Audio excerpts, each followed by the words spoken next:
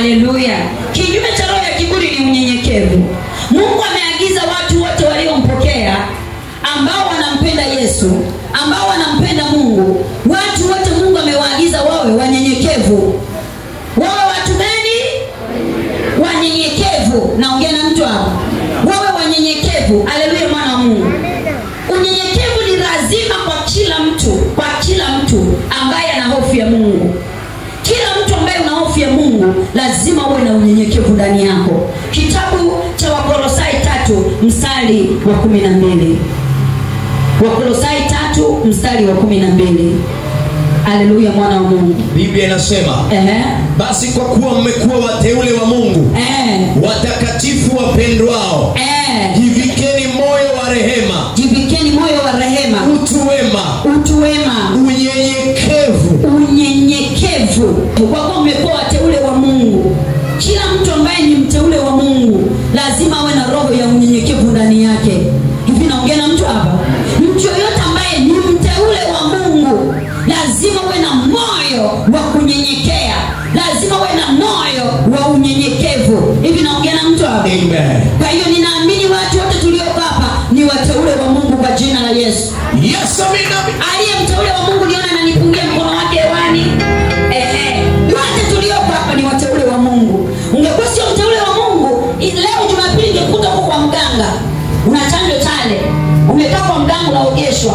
Na kwa sababu ni mteule wa Mungu, ndio maana uko kwenye ibada ya leo kwa jina la Yesu. Haleluya, mwana wa Mungu. Kwa hiyo watu wote ambao ni wateule wa Mungu lazima wawe na moyo wa unyenyekevu. Naongea na mtu hapa. Hebu fungua kitabu cha Waebrania 12 mstari wa 28. Waebrania 12 mstari wa 28. Biblia inasema, basi kwa kuwa tunapokea ufalme usioweza kutetemeshwa, na muwe na neema, ambayo kwa hiyo tumtolee Mungu ibada ya kumpendeza. Tumtolee Mungu ibada ya kumpendeza pamoja na unyenyekevu na kicho. Haleluya. Amen. Basi kwa kuwa tumepokea ufalme usioweza kutetemeshwa. Ufalme usioweza kutetemeshwa maana yake ni ufalme wa mbinguni. Amina, amina. Haleluya. Na muwe na neema ambayo kwa hiyo tumtolee Mungu ibada ya kumpendeza pamoja na unyenyekevu na kicho. Mungu anapenda sana wanyenyekevu. Mungu anapenda sana watu wenye moyo wa unyenyekevu. Amina, amina. Mungu anapenda sana watu wenye moyo wa unyenyekevu. Mtu mwenye moyo wa unyenyekevu, yaani Mungu anapenda sana tumtolee Mungu ibada yenye unyenyekevu na kicho. Unyenyekevu ndani yako, unyenyekevu ndani ya ndoa yako, unyenyekevu kwa watoto wako unavyowalea. Unyenyekevu ni kitu cha msingi sana. Haleluya, mwana wa Mungu. Unyenyekevu ni nini? Unyenyekevu ni nini? Unyenyekevu ni ile hali ya kuheshimu kila mtu unayemuona duniani. Unyenyekevu ni ile hali ya kuheshimu kila mtu unayemuona duniani. Naongea na mtu kiburi si ni dharau. Unyenyekevu ni ile hali ya kuheshimu kila mtu unayemuona duniani. Ni ile hali ya kuheshimu kila mtu unayemuona wapi? Duniani. Kila unayemuona duniani unamheshimu. Awe ni mlemavu, awe sio mlemavu. Awe ni mweusi, awe ni mweupe, awe ni mrefu, awe ni mfupi, awe ni mtu yoyote, ni ile hali ya kuheshimu kila mtu unayemuona duniani. Hivi naongea na mtu hapa? Mwambie mwenzako unamheshimu kila mtu unayemuona duniani. Haleluya, mwana wa Mungu. Unyenyekevu ni ile hali ya kuheshimu kila mtu unayemuona wapi? Kuna kipindi nilikuwa nafundisha kwa habari ya kukutana na Samueli wa maisha yako. Nikafundisha watu nikawaambia heshimu kila mtu unayemuona duniani. Kwa sababu aliyebeba maisha yako wewe haumjui. Aliyebeba kesho yako wewe haumjui. Aliyebeba hatima yako wewe haumjui. Kila unayemuona duniani kuanzia leo salimia na mheshimu. Anayekusaidia kesho haumjui. Amen. Hivi naongea na mtu hapa? Na kingine pia, siku ya kufa wewe, ya kwenda kuzikwa, unajua nani atakayebeba jeneza lako? Utakuwa unajiona nani atakayebeba jeneza lako? Siku ya kufa wewe, hautajua nani atabeba jeneza lako, hautajua. Hao ndio unaowaona, unahisi watabeba jeneza lako. Hiyo uwezi, ukasaidiwa na mtu ambaye ulikuwa uwezi kumsalimia. Samueli wa maisha yako anapoletwa na Mungu, anakuja kwenye hali ya udhaifu. Hivi naongea na mtu hapa. Heshimu kila mtu unayemwona duniani. Unyenyekevu ni ile hali ya kuheshimu kila mtu unayemwona wapi? Hivi naongea na mtu hapa. Kule nyuma mnanisikia? Ni ile hali ya kuheshimu kila mtu unayemwona duniani. Yeyote unayemwona duniani, mheshimu. Aliyebeba kesho yako wewe humjui.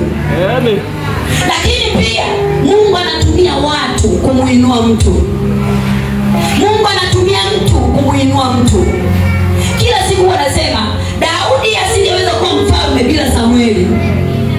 Daudi asingeweza kuwa mfalme bila nani? Samueli. Bila Samueli. Heshimu kila mtu unayemuona. Aliyebeba kesho yako wewe haujui. Na aliyebeba baraka zako wewe haujui. Bila Samueli Daudi asingekuwa mfalme. Na bila Samueli Sauli asingekuwa mfalme. Kuna watu na destiny hapa. Watakuja watu ambao watakusaidia hatima yako ya mwisho. Na watu wale Mungu akiona ndani yako na roho ya kiburi hawezi kuwaleta.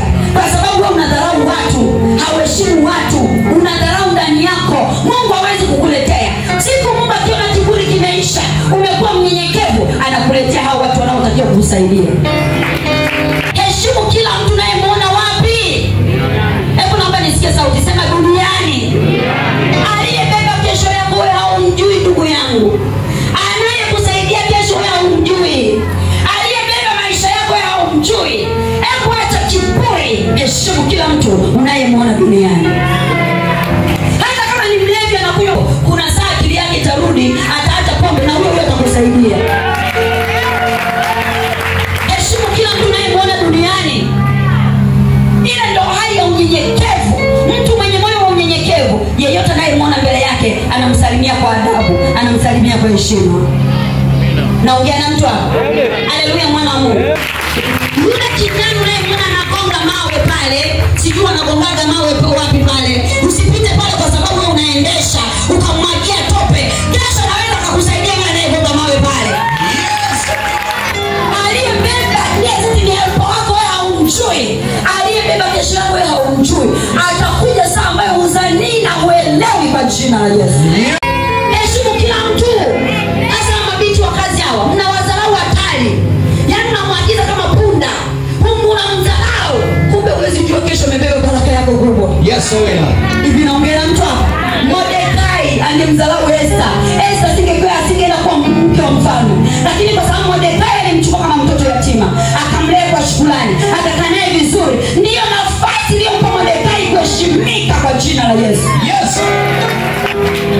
Namba mbili, unyenyekevu ni ile hali ya kujua kitu alafu naishi kama hujui. Ni ile hali ya kujua kitu alafu naishi kama vile haujui. Jumapili iliyopita nilisema roho ya kiburi ni kujifanya unajua yote ya dunia. Yote ya dunia. Kuna watu ni wapishi hapa. Anajifanya yote ya dunia ameyamaliza. Anajua. Ni mjuaji kupitiliza. Yaani ukikana hivi anakuambia hicho nakijua, hichi nakijua, hichi nakijua.